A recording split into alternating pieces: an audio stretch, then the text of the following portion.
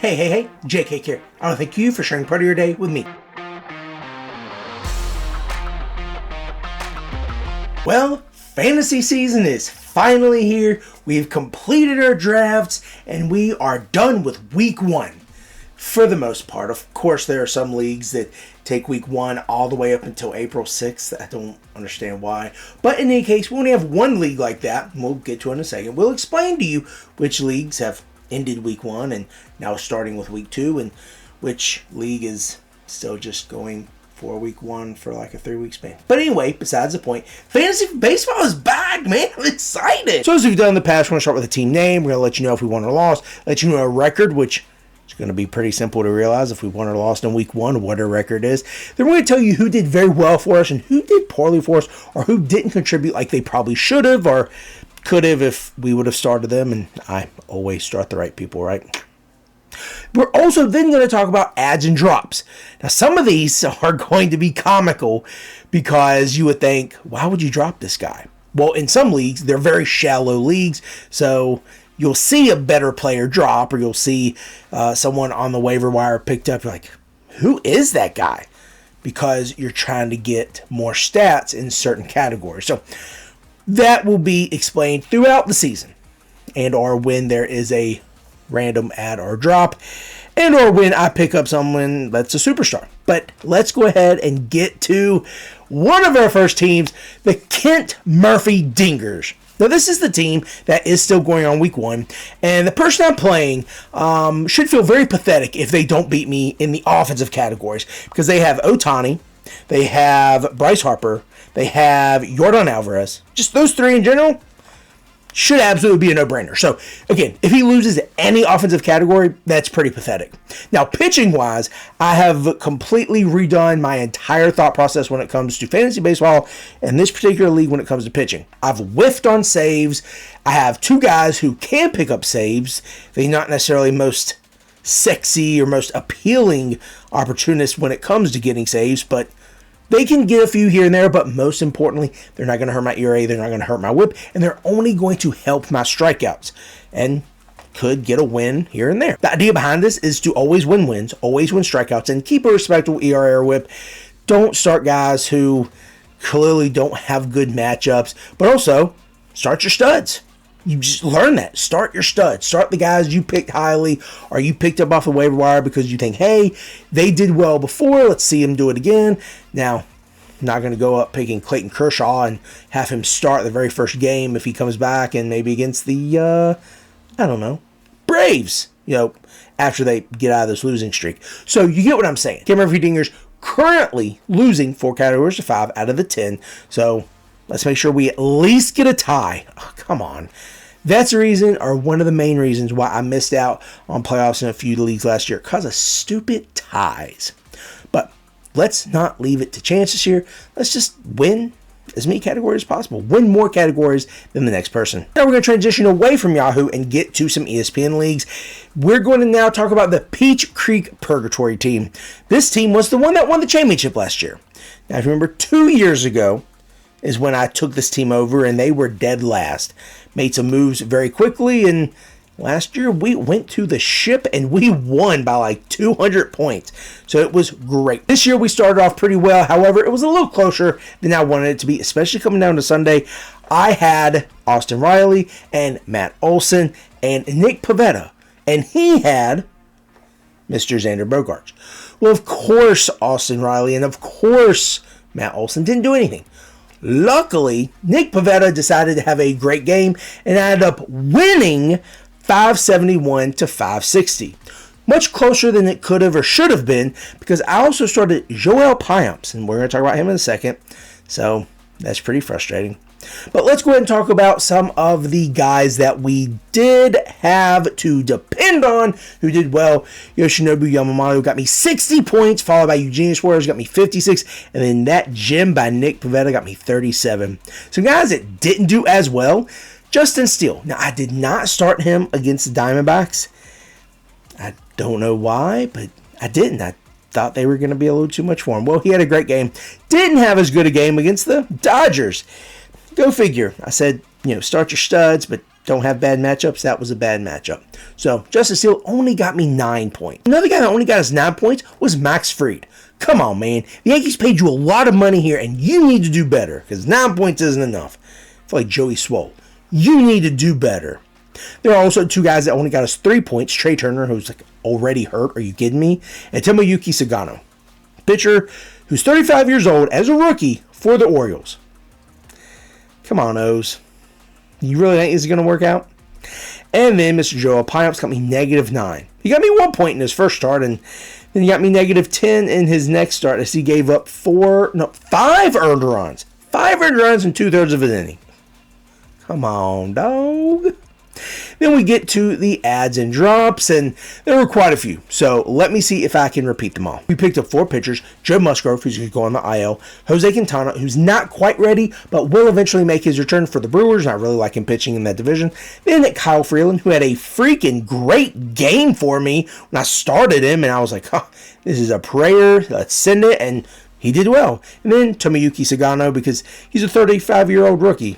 What could be the hurt in that? Oh, and a 5th pitcher, Joel Payamps. I try to forget him because he did me dirty this week. Almost made us lose, but he's still on our team. So we also picked up some fielders who were going to start on the IL. Chase DeLauder, who plays for the Indians, not the Guardians.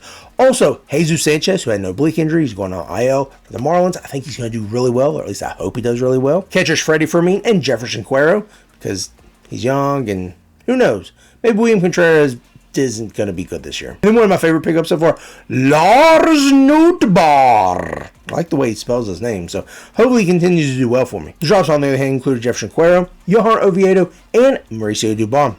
We talked about the adds and drops. We talked about the guys who did well for us, but how did we get to this point? This league is a slow draft league. So that means the first person will draft and then email the second person, not text, not anything other than an email. Say, hey, it's your turn to pick. Technically, they have 24 hours, but the guy who runs this league was like fussy after the guy had like 10 hours. So it is what it is. He also was like, hey, man, it's your pick. I said, okay, when I get off work, I'll take a pick. He's like, you should already know. I'm like, whoa, dude, like, hold on. But in any case, we only had 3 picks in this league, and the first pick for me was Ha-Seong Kim. I know they have Tommy Edman, and they also have Chris Taylor. Oh, and they also have Mookie Betts. Oh, and they also have Miguel Rojas. So I don't know when or where Ha-Seong Kim is going to play, but I picked him up. I mean, he's young. I don't know. I guess he could be good. I guess he could eventually make his way into the starting lineup. I guess he could always be traded. In any case, my second round pick was Yandy Diaz. Someone dropped him, and I thought, I need someone who can make contact, who's going to be a producer on his team, and have a little bit of help around him. And Yandy Diaz has all of that. Now, he's not going to hit the home runs. He's not going to go back to the .330 batting average. I hope he does, though, but probably not, so I'm not holding my breath for it. My third round pick was Johan Oviedo. Now, you might be thinking, who is Johan Oviedo, and why did you pick him? Well, Johan Oviedo was a pitcher for the Pirates, or is a pitcher for the Pirates, who had to have a surgery that ended his season, so he missed all of last year, and he's going to miss a portion of this season. But when he was in, he was throwing strikes, and he was doing pretty well. Unfortunately, he suffered another setback in the spring training games, and now he's going to be shut down for quite a while. So, you'll also see that we had a trade. Now, I was able to finagle this trade, mainly because I like Connor Norby. And I have ties with East Carolina, and Connor Norby went to East Carolina. So I did trade away Jake McCarthy for Mr. Connor Norby. Now I know Norby got hurt, but I still have way too many spots on my IL that he can help take up. So I'm happy I was able to get him, and I don't think I'm losing too much by missing out on Jake McCarthy, because I do have a lot of other guys. And keep in mind, I'm still missing some of my best players, so this is absolutely not going to be a problem. And next, we're going to move to the South Harmon Institute of Technology. This team does have a rolling categories theme, so I won't necessarily win or lose each week, but I will accumulate stats over multiple categories. 18 categories to be exact. So this week, technically I lost, But I did pick up 6 wins in categories, 7 losses in categories, and 5 ties in categories. Now, there were a few categories that I was super close in that just could not find the room or save enough in my lineup to get those. That included home runs by Mr. Bryce Terang, which I don't know why it wouldn't let me save, because Luis Garcia was out for the Nationals. So I was like, oh, let me put Bryce Terang in. Apparently didn't save, but I digress. And then stolen bases by C.J. Abrams, because I just didn't have room to find him in the lineup. Now, Brent Rooker does not have outfield eligibility, so I couldn't put Abrams at utility. Those are unfortunate stats that I did lose out on, but it is what it is. We will hopefully not lose by 2 categories, and we'll make it to the playoffs, and anything can happen there. Now, despite the losses, I still had some great performances. Eugenio Suarez gave me 16 total bases, 4 home runs, 7 RBIs, and threw in a stolen base for the heck of it. Then Mr. Freddie Freeman had 10 total bases, 2 home runs, and 4 RBIs, while I also had a few guys get me at least 2 home runs, at least a few RBIs, and at least a few runs. And those guys included Tyler O'Neill and Brent Rooker. Then on the pitching side, I had Mr. Nick Pivetta and Jose Soriano pitch gems for me. Gave up 1 or 2 hits, both getting at least 4 strikeouts, and of course getting me the win. On the other side, Francisco Lindor is 0 for 11. Matt Olson is 2 for 12, but he does have 4 walks. And then pitching wise, oh gosh, Bailey Ober, he gave up 8 earned runs and 2 2/3 of an inning. What? Then of course Joel Payamps, 5 earned runs and 2/3 of an inning. Oh, gosh. Come on, man. The highs and drops for this league were absolutely set by the IL. So what I mean is I picked these guys up strictly to put on IL. Those included Brandon Woodruff, Yuri Perez, and Connor Norby. And then also we picked up Jose Soriano and Chris Martin to help with saves and holds and wins. So the losses, or the drops, did include Yu Darvish, because I have no idea what's going on with him. Arm fatigue and family problems was last year, so I don't know. Unfortunately, I can't trust the 36, 38-year-old. I don't know. But in any case, hopefully the South Harmon Institute of Technology will do better next week and make sure that we continue this hot streak when it comes to Eugenio Suarez. Don't know what's in you, man, but keep it up. The next team we're going to talk about is the Russell Mad Jim Jams team. Now, this is the league that has the pathetic guys who own the league who don't want to do any sort of draft or redraft because they want to keep all their players that they finagled and cheated the others into trading them to before I got there, because I don't do that crap. They also rejected the idea of collusion, even though I called them out on it and showed proof that there was collusion. I was said that it was a pathetic reason to collude over a $25 league. Well, then don't be pathetic. But in any case, not many excuses. I lost the categories this week. 4 categories to 10 categories to 2 categories. There are absolutely a few categories I could have won had I started the right people, but of course I didn't. Those categories were runs and home runs. So had I started Bryson Stott, Helio Ramos, or Logan O'Hoppe, I would have won those categories because I missed out on their home runs. I also lost whip because of Joel Payamps. Strictly because of him. So, thanks a lot, dude. Now, despite the terrible piss-poor performance by Mr. Joel Payamps, I did have some guys who did really well for me. Kenley Jansen and Luke Jackson both had 2 saves for me. Then Nick Pivetta threw that gem, getting me even closer, only for Joel Payamps to piss on that. I had a great week at the plate from Nate Lowe, who got me 3 extra base hits, 2 home runs, and 5 RBIs. Then I had 4 guys get me at least 1 home run, so big props to them. So close, but I made terrible decisions, of course. The guys that didn't do well for me did include, of course, Joel Payamps. Also, Bryce Miller. You just weren't sharp, man. You went to athletics. It was a great opportunity, and you let Shea Langoliers hit a home run off you. The most disappointing making this video was Wilson Contreras. He was 0 for 14 last week.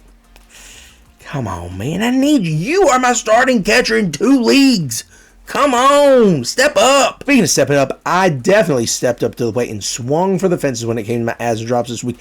I added Nick Castellanos, so if there's going to be bad news, wait for there to be a home run from him. Then also Matt Vierling, who's going to go on the IL, but eventually come back, and that's going to be important because he plays third and outfield, and I need a third baseman. I also picked relievers Andrew Kittredge, who is on the IL, but will be coming back shortly, and then Luke Jackson. The guys I dropped did include Merrill Kelly and Jake Cronenworth. You'll also see that there was a trade.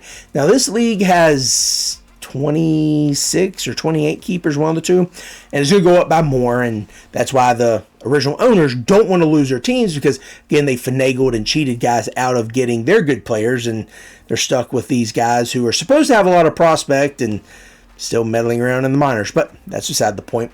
I did trade away my first round pick, which was, I believe, round 30 or 27, whichever one, that pick, along with nothing else, so just that one pick, and I got Alec Bohm and Carson Williams and a second round pick. So I actually got 2 picks in a row in the second round, so that was great.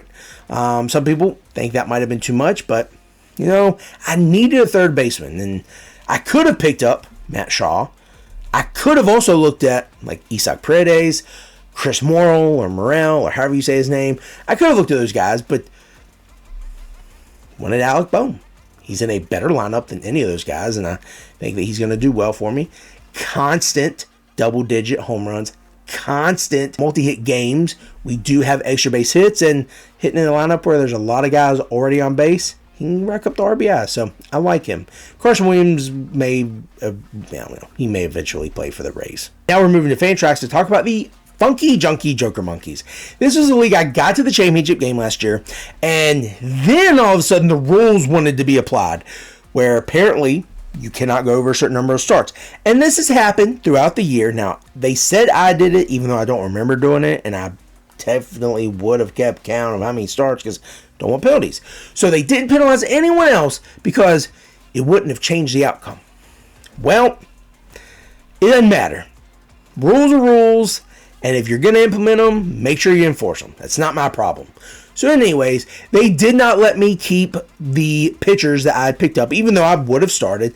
So I lost. It was like, say it was like 25 or 30 points. So it wasn't like it was like super close, but at the same time, had I had another like 4 or 5 pitchers, I definitely would have.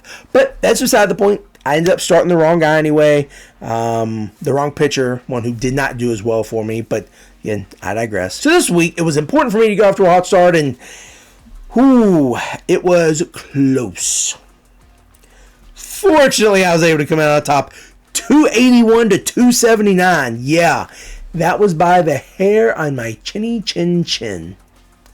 Luckily, I had a few guys who did very well for me, and Kyle Freeland was an absolute gem of a pickup. Him and Nick Pivetta both got me 23 points each. Brian Wu got me 21, and then Nolan Arenado, reliable, got me 19. Now, the guys who did not do well for me did include several pitchers, and that was mainly because they weren't sharp. Sharp like they are expected to be. Bryce Miller, Pablo Lopez only got me 8 points each. Tyler Mahle, I guess, forgot how to pitch. He only got me 3. And then Bailey Ober. What? Dude, I'm lucky you only got me -1. As we get to the adds and drops, you're going to see that there are a lot of them, so I'm going to let you take a look. It's going to be important to realize that some of these guys were picked up strictly to put on IL, and some guys were picked up just as fillers because I didn't have someone starting at second because there were some off days. So it's going to be important that we do keep rotating pitchers. This is a league that is capped at a certain number of starts, allegedly. So hopefully the rules will actually be enforced this year. You know, I'm going to make sure to bring it up every single part of the week. Hey, make sure no one goes over starts, because that's something that's serious. I don't care if it changes the outcome. The final team we're talking about, the Cheese Weasels. This team is absolutely frustrating. Now, last year, I didn't realize there were a certain number of games you could play at each position. So I had like no stats accumulate for the last week because I started too many guys. So that's frustrating. But then we also did do so well in pitching, so I wanted to flip that. I have just enough guys, maybe 1 or 2 extra, in the batting. So I know I'm not going to go over towards the end of the season, or at least that's the goal, not to, but see if they can produce. Pitching-wise, I'm going to see if I can build up a ton of holds and a ton of saves so that I can then just start adding a ton of starting pitchers, get the strikeouts back, and hopefully get the wins back. At this point in time, I have 4 pitchers that I'm definitely going to keep rotating through. I'm not going to pick up too many more because I want to make sure I get holds and saves as good as I possibly can while keeping ERA and WHIP low. So the 4 I have right now include Paul Skeens, Tyler Glasnow, Aaron Nola, and Bryce Miller. Those guys are absolutely going to do well for me. They're going to pick up the wins. They're going to keep ERA and WHIP respectable and pick up strikeouts here and there. You can tell there's absolute direction when it comes to the adds and drops for this league. There were some that were strictly added for the fact of going on the IL. There were others that were added simply for the fact of getting the holds, getting the saves, and keeping ERA and WHIP low, and getting strikeouts. The ads include Hunter Gaddis, because someone dropped him, Anthony Dominguez, Aroldis Chapman, and Brandon Woodruff, and then we also picked up Matt Shaw. The drops did include Garrett Cole and Chris Martin. Now, I really wish I would have kept Chris Martin, but at the same time, if Aroldis Chapman is going to be getting the saves in Boston, Chris Martin's going to be getting holds. More so, he'll get a save here or there. Definitely believe in Chris Martin more than I believe in Luke Jackson, but we'll see. We'll see. I ended up having a 95.5 score, or that many points, after week 1. That's good for 4th place. It's going to be important for me to continue going on with my plan, not derail it, not jump off, because I want to see this through. There's absolutely a way to do things. There's absolutely a way not to do things. And what's the worst that's going to happen? There's no money. There's nothing like that involved. It's really just seeing if my plan is going to work. So that's what's going to happen. Now we're going to get to some of the people I think you might want to add if they're still available in your league.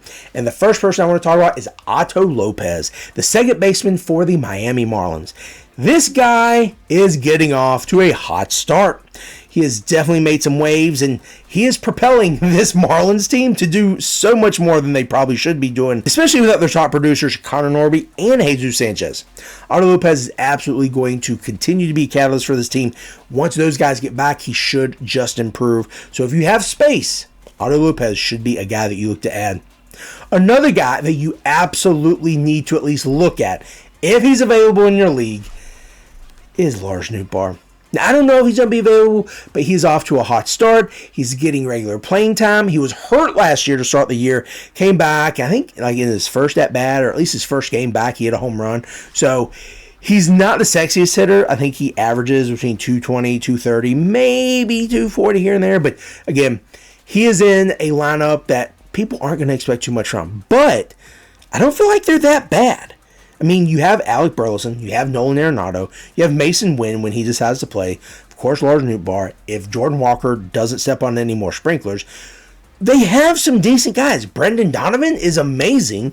Then, of course, Wilson Contreras, when he decides to hit the ball, not going 0 for 14. But you get what I'm saying? Like, there's absolutely some guys in that lineup that could help. If you're in a holds or saves league, definitely look at anyone in the Phillies bullpen, because you have several guys who they could mix and match and get holds and saves and wins and aren't going to blow your ERA too much. But the last guy I would want, probably Jordan Romano. Not because he won't get opportunities, but because he will get opportunities, and he's going to screw them up. If there's anyone in that bullpen I would target, it's Orion Beltran. Kerkering. He had great strikeout numbers last year. He's not going to blow your ear up. He's not going to blow your whip up. And he should be picking up holds and saves. But that's going to do it for week 1, or week 1 for most of my teams. I hope you've done just as well as I have in my leagues, if not better. I'm rooting for you. Hopefully you have some adds and drops that you could suggest for me, or things that you think I should do or could do better, because I do have some whiffs when it comes to a few categories. I do have some hopes and dreams and wishes when it comes to doing well in certain categories, and I do have a game plan in some seasons and some stats and some leagues. So please let me know what you think, and if you think I'm a loser who doesn't do well in fantasy, then can't blame you. I'm not going to get mad at you, but don't be mean. This is JK, and I want to thank you for sharing part of your day with me.